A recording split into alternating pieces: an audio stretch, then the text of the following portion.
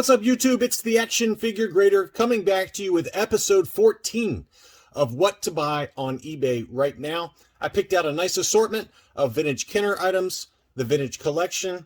I've even got a bootleg in here that's been graded. I've got some PSA 10 trading cards, as well as some CGC comic books. As always, thank you to my existing subscribers and my Patreon supporters, and I have a new Patreon supporter that just joined the channel, Wayne Duro. Thank you so much for becoming a Patreon. I really appreciate the help.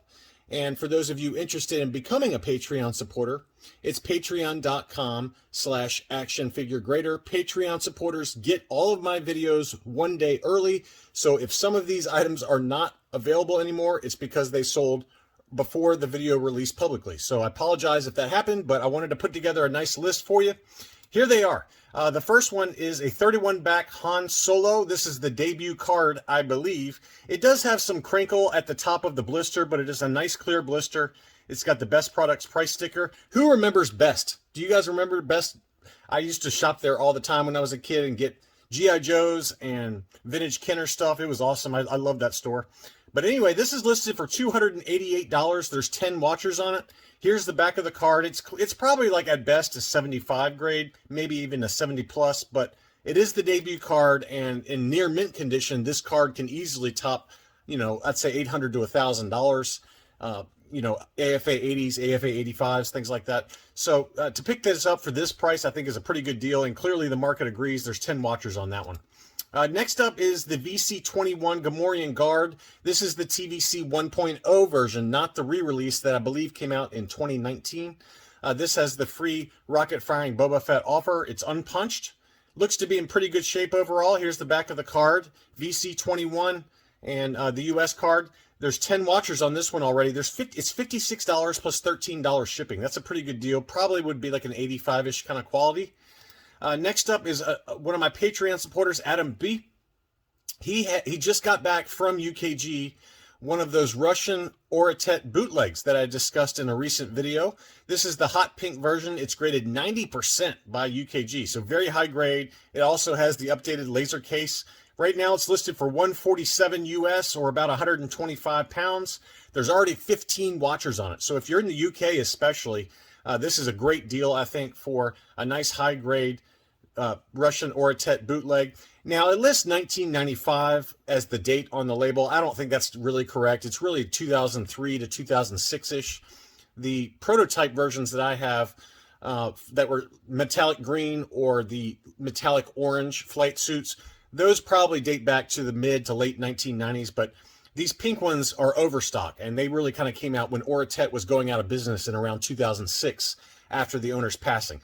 But that's okay. I mean, UKG, AFA, they all label it differently, these Russian bootlegs, and it's a little tough to know exactly what era, but I'm almost positive that this would be from like the early 2000s. But nevertheless, it's a UKG 90%, and it's 125 pounds, $147 US. That's a pretty good buy, and clearly the market agrees since there's 15 watchers already on it. Next up is a comic. I wanted to show Star Wars number 21. This is CGC 9.8, and I have this one in my collection, and I wanted to point it out because there's not many of these on the census at all. And this is the first original Darth Vader story. And when I say original, it's non-movie adaptation. So this came out in that weird era between the Star Wars A New Hope and the release of the Empire Strikes Back film. And Marvel needed some content to kind of fill in the gaps. And so this was the first kind of solo story, original story for Darth Vader. It's a piece of collecting history. Shadow of a Dark Lord. It's got Luke, Leia, C-3PO, and R2-D2 with kind of a 1970s vibe to Darth Vader there. And this came out in 1979. So this is an old book, and to get it in a CGC 9.8 with white pages, it's tough to do. It's $500. Make an offer. There's already 5 watchers on it. It just got listed a couple of days ago. This is an investment grade book, in my opinion, and that's what he labels it. It's investment grade. This is kind of a piece of Star Wars history. I think that it's a nice, safe, non-speculative buy. Clearly, the price reflects that. It's expensive, but maybe he takes an offer that's less. I think I paid closer to $400 for my copy as a data point, and that was several months ago. And the market has gone south since then. So it's high. It's listed high. I recognize that, but these come up so irregularly on eBay that I think it's a great buy. You know, probably in that $400 range if you can get them down that low. Even if you got to pay a little bit more, you know, it's just one of those books that it's less. I know that I didn't look up what the census is for 9.8s for this book, but I know it's less than 100. I want to say it's in the 80s. There's only 80 of them in a 9.8 grade. So good looking book. I would take a look at that one. I've got a couple of these overstock 2-packs that I wanted to show you, and they're both really nice. They're expensive, but to find them fully sealed like this is very difficult to do. And what I like about this one is that it's a rarity that these KB Toys overstock 2-packs are in such good shape. It's a fully sealed blister, and it has 2 Jabba's henchmen inside the blister. So it's kind of a nice, you know, if you collect the Jabba's henchmen, Jabba's sail barge type figures, this is a really good one to get. It's got Squid Head and Reese in there. These were not packed in with weapons, so you're safe knowing that these are legitimate. But I do want to point out my caveat to all of these items: make sure you vet the sellers, make sure you vet the items. Obviously, it has some staining on the back of the card, but this is a really nice one. This is listed for $650 with 10 watchers already, and I would definitely take a look at that if you're into these 2-packs. Another 2-pack the same seller has that's in not nearly as good a shape is the Biker Scout and the General Madine. It looks like it's the green-haired General Madine. I'm not positive on that, but it's a Hong Kong. Figures are made in Hong Kong, and I believe the green-haired General Madine was made in Taiwan, so it might just be the regular molded face. No, that's a painted face. That's a painted face Madine with a Biker Scout. But the card is obviously pretty beat up, and this is kind of the usual condition of these KB Toys overstock 2-packs. They were just thrown in a massive bin. They were sold for $2 and people would buy them. And so they got really beat up over time. But anyway, this is also listed for $650. This one has 12 watchers. I think this has more watchers because of the Biker Scout. There's a lot of Biker Scout focus collectors that love this kind of stuff. But these are both fully sealed blisters, which is also very tough to do. Usually these blisters are very fragile and they fall off or they tear off on the corner. Next up, we've got a VC-110 Shock Trooper. This is the U.S. card back. It's unpunched. It looks to be in fantastic condition overall. There's 5 watchers on this one. This is over in the UK, so this is really designed for my UK viewers. Right now, it's listed for 98 pounds or 115 US dollars. Make an offer as well. There's 5 watchers, as I mentioned, and it looks to be in fantastic condition. But if you're over in the UK and you collect US card backs, this is a good one to get because this one does not have the warning sticker on the back. So this is definitely the US card without the warning sticker plastered on the back. It presents very nicely. Again, it's unpunched. Pretty good deal there for a Shock Trooper. Next up, we've got an uncirculated 9.0 Ahsoka Tano Mandalore. Very nice item. Gold label with the 9.0 uncirculated designation. Now, this seller had 17 of them. And 7 of them have sold. There's 10 still available. It's $85 plus $9.90 shipping. That's a pretty good price there, I think, for a nice high-grade Ahsoka. I did pick out a few PSA 10s, Gem Mint 10 grade PSA trading cards. And it's really easy to do for these brand new cards, but I wanted to show them because I think the prices are pretty nice, actually. This is the Dark Trooper. What an awesome looking card. And CGC is going to start grading these hopefully soon, but this is a really nice card. Gem Mint 10. It's listed for $60 plus $4 shipping, but the one I really want is this one. And I stayed away. I'm going to show it on the channel, even though I want it really bad. This is a PSA 10 Bosk Star Wars Living Set. This is from 2019. You can't get any better than a 10, and it's $65 plus $4 shipping. So that's a couple of examples there. Some of the PSA 10 Star Wars Living Set cards go for big money, like Boba Fett, obviously. Bo-Katan's another one you can pick up. There's just a few in there, here and there, that are pretty expensive, but most of them can be had for 75 or less. But there are some exceptions out there. It just depends on the character. Ahsoka in a PSA 10 is very, very expensive.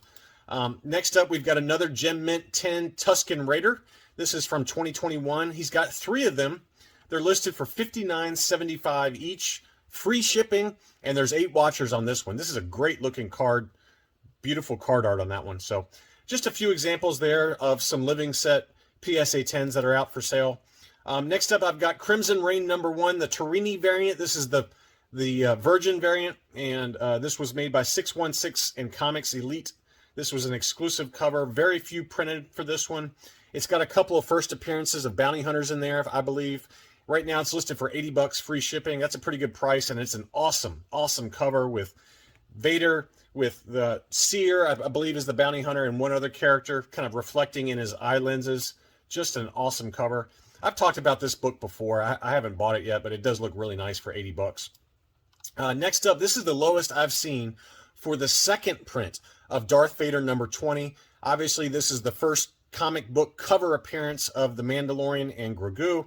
It's $50 plus $15 shipping, so you're talking $65 for the second print of the Mandalorian's first comic book cover appearance. There's 2 watchers that just started watching it.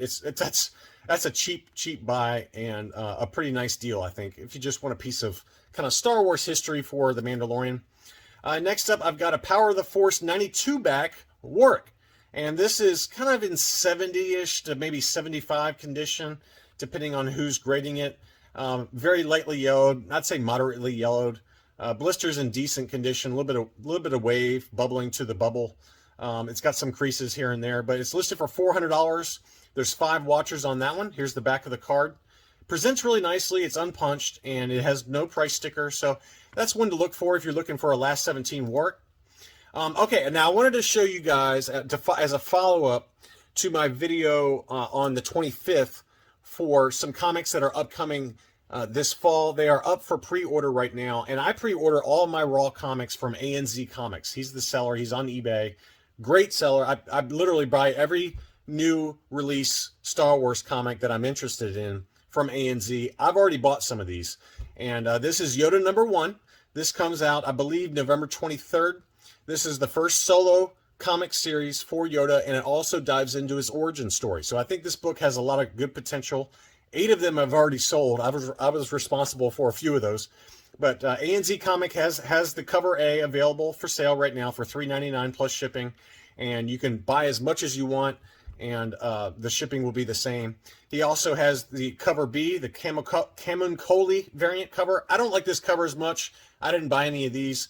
It just doesn't, it's not quite as exciting as this one. I like this cover a lot better, but he does have this cover available as well.